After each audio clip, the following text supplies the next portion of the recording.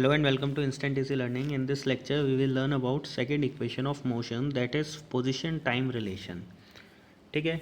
In the last lecture, we read about first equation of motion. First equation of motion was v is equal to u plus at. ठीक है. इसका use आगे हम लोगों को अभी आएगा, तो इस इक्वेशन को हम लोगों ने याद रखना है. फर्स्ट इक्वेशन में मैंने आपको बताया था कोई ऑब्जेक्ट है जो कुछ वेलोसिटी से पहले ट्रेवल कर रहा था, फिर एट टाइम टी पर हमने उस ऑब्जेक्ट को देखना स्टार्ट किया. जिस टाइम पर हमने उस ऑब्जेक्ट को देखना स्टार्ट किया उस टाइम पर वो किसी वेलोसिटी से चल रहा था. उस वेलोसिटी को हमने माना इनिशियल वेलोसिटी. फिर हमने उस ऑब्जेक्ट की एक फाइनल पोजीशन पे उसको दोबारा से देखा और उस पोजीशन पर उसकी वेलोसिटी को हमने माना फाइनल वेलोसिटी v. ठीक है. और ये सब हो रहा था अंडर कांस्टेंट एक्सेलरेशन. ठीक है. बॉडी यूनिफॉर्म एक्सेलरेशन के साथ मूव कर रही थी, ये हम लोगों ने माना था. इन सब बातों को ध्यान पे रखते हुए हमारे पास एक ग्राफ हमको मिला था कुछ इस तरीके से. ठीक है. इस ग्राफ को भी हम लोग दोबारा फिर से अच्छे से पढ़ेंगे.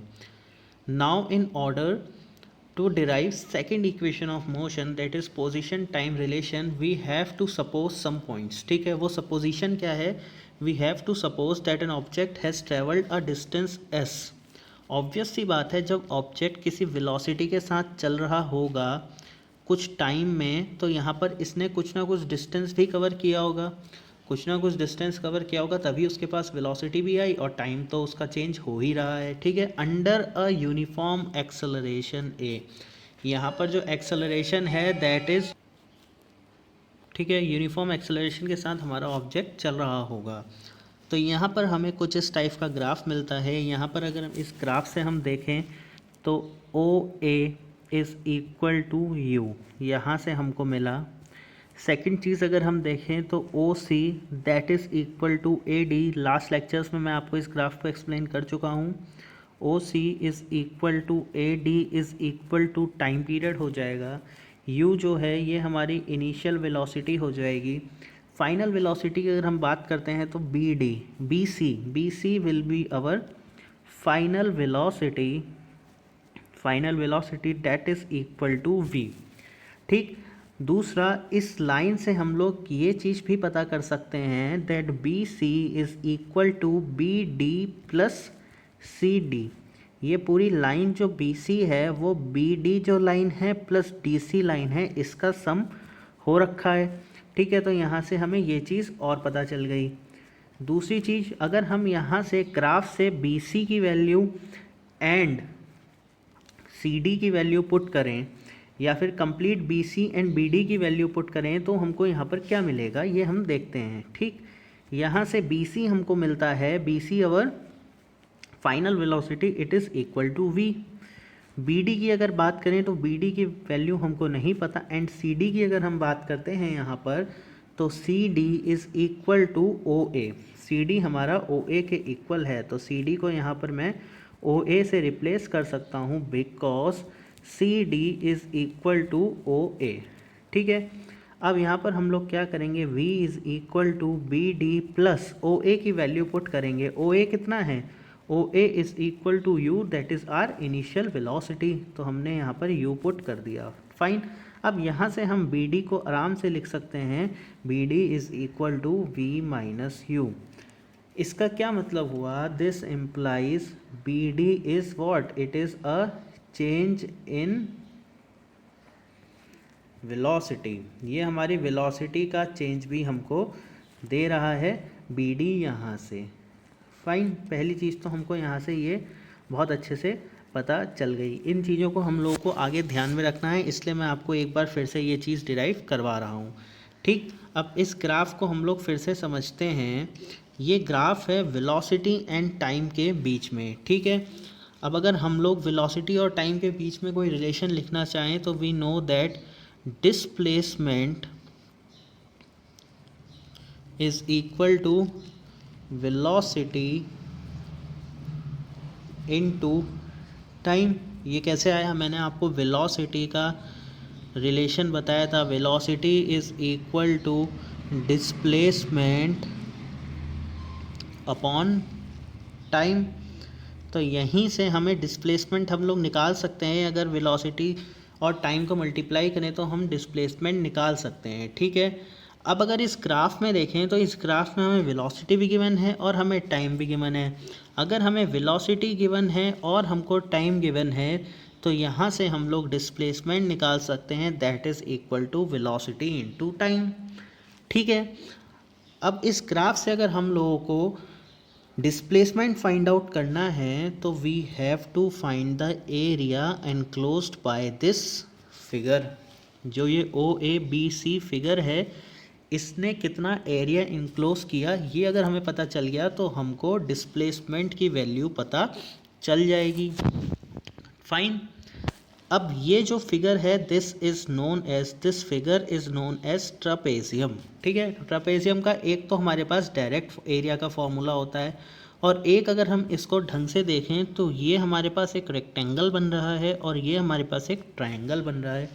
अगर हम इस रेक्टेंगल और ट्रायंगल के एरिया को ऐड कर दें तब भी हमारे पास ओवरऑल टोटल एरिया इस ट्रापेजियम का हमको मिल जाएगा। तो अब हम लोग आइए इसी को सॉल्व करते हैं, ठीक है। OC यहाँ देखेंगे हम लोग, अगर हम यहाँ पर टोटल एरिया की बात करें तो it is area of rectangle. Rectangle क्या है हमारा? रेक्टेंगल इज़ OADC, ठीक है। OADC plus area of triangle, हमारा ट्रायंगल यहाँ पर क्या है? ABD हमारा ट्रायंगल है, ठीक है। अब अगर हम रेक्टेंगल की बात करें तो रेक्टेंगल का एरिया क्या होता है? Length into breadth. This implies OADC का जो एरिया है ये क्या होगा? लेंथ है इसकी OC और ब्रेथ है इसकी DC, दैट इज CD। तो इसको हम लोग लिख सकते हैं यहाँ से OC into CD plus area of triangle is half into base into height, ठीक है।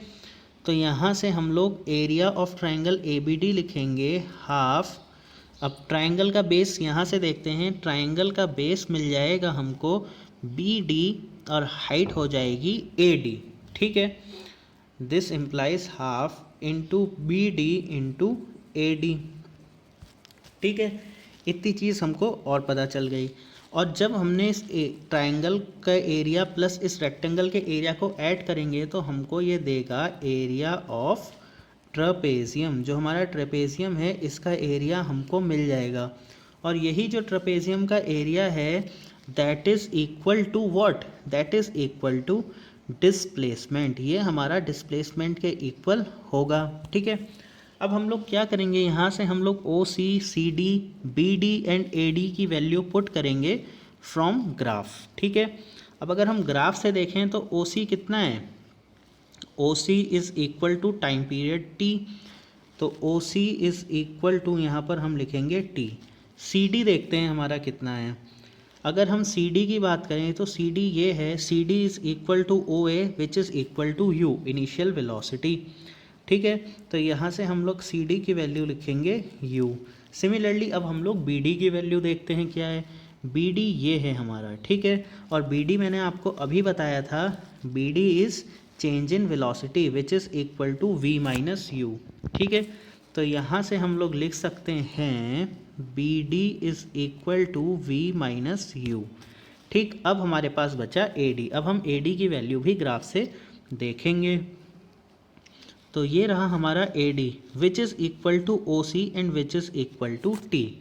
This implies AD is equal to T। AD यहाँ से T के इक्वल आ जाएगा, AD is equal to T, ठीक। अब इन वैल्यूज़ को हम लोग इस इक्वेशन में पुट करेंगे। तो OC into CD that means U into T, ठीक है। तो यहाँ पर हम लोग लिखेंगे U इंटू T, ठीक। इसके बाद plus half into BD into AD that means plus half into BD की वैल्यू क्या है हमारे पास? V minus U, that means V minus U। और इसको मल्टीप्लाई किया है हमने AD से। AD की वैल्यू कितनी है? T, तो यहाँ पर हम t से इसको और मल्टीप्लाई कर देंगे, तो ये हमारे पास आ जाएगा ओवरऑल डिस्प्लेसमेंट। इसको हम लिख सकते हैं यू टी प्लस हाफ। अब हम लोगों ने फर्स्ट इक्वेशन ऑफ मोशन पढ़ी थी, और जब हमने फर्स्ट इक्वेशन ऑफ मोशन पढ़ी थी तो वहाँ पर हम लोगों को पता था v is equal to U plus A T होता है।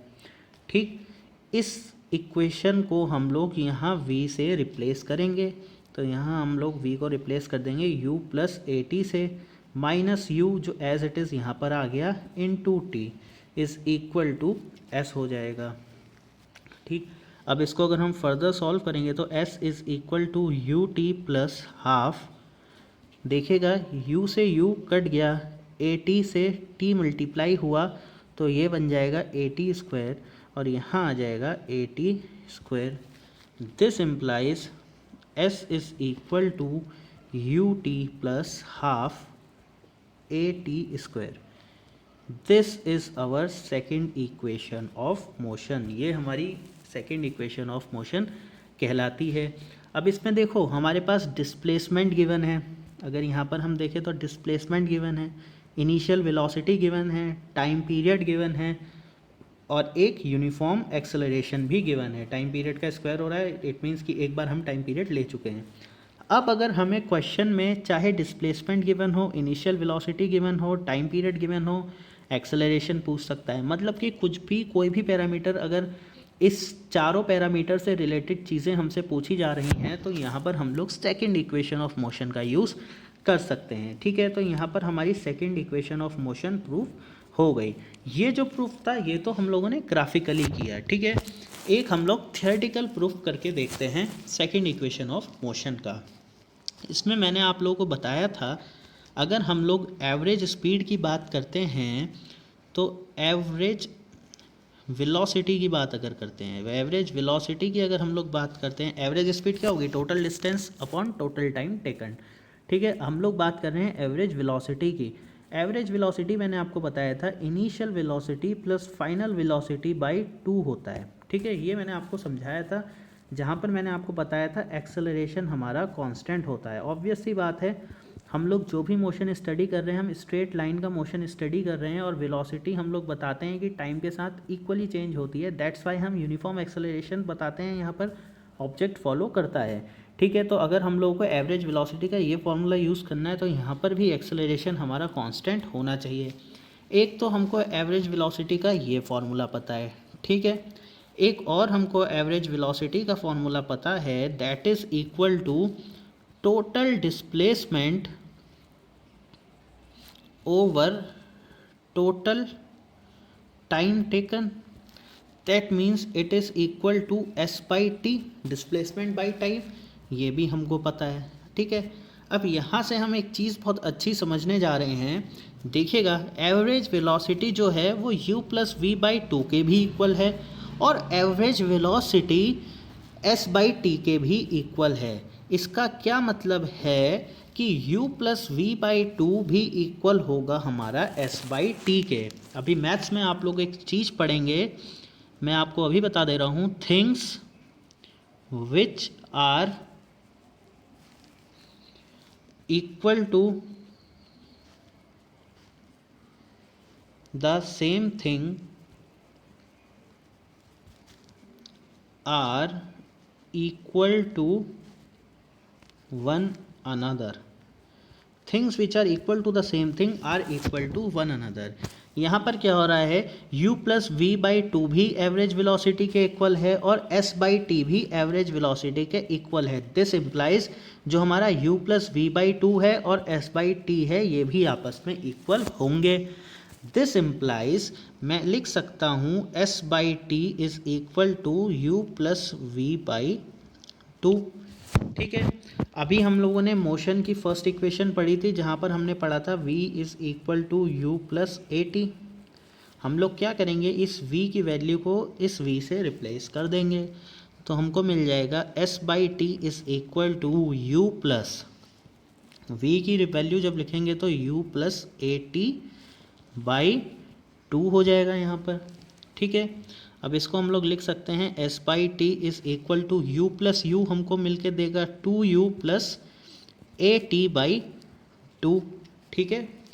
अब इसको हम लोग ऐसे फिर से लिख सकते हैं, S by T is equal to, देखिएगा 2u/2, ये 2 डिवाइड में है, प्लस AT/2, ठीक है। अब हम इस पता है हमको, इस 2 से 2 हमारा कट जाएगा, तो S by T is equal to U plus AT/2, ये भी लिख सकते हैं।